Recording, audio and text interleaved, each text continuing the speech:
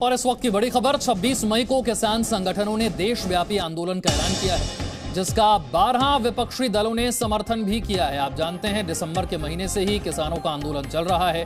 दिल्ली के कई बॉर्डर पर किसान बैठे हुए थे और वो लगातार बैठे हुए हैं। कृषि कानूनों के विरोध में यह आंदोलन चल रहा है और अब 26 मई को किसान संगठनों ने देशव्यापी आंदोलन का ऐलान किया है और जो विपक्षी दल हैं उनकी तरफ से भी भरपूर समर्थन किसानों को मिल रहा है। 12 विपक्षी दल हैं जिन्होंने समर्थन किया है किसानों के देशव्यापी आंदोलन का।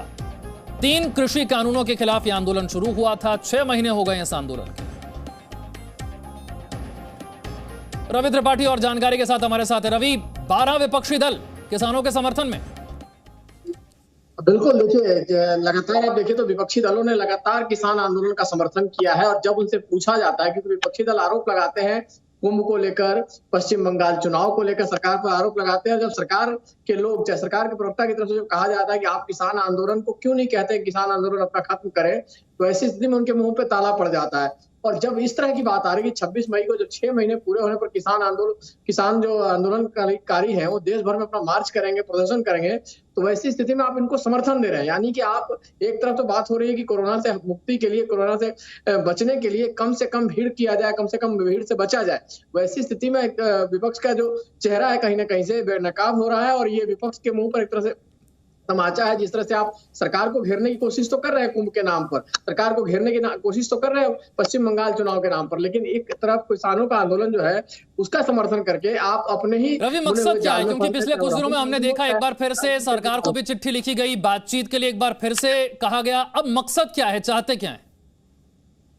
देखिए, मकसद सिर्फ और सिर्फ सरकार को घेरना है और शुरू से लेकर आज तक यही है कि जो कानून है उसको कानून को रद्द किया जाना चाहिए और उससे इतर कुछ नहीं चाहिए। आप देखिए, किसान आंदोलन का मकसद आपको क्लियर कट समझ में आ रहा था कि किसान आंदोलन के लोग जाकर पश्चिम बंगाल में सरकार के खिलाफ चुनाव प्रचार कर रहे थे।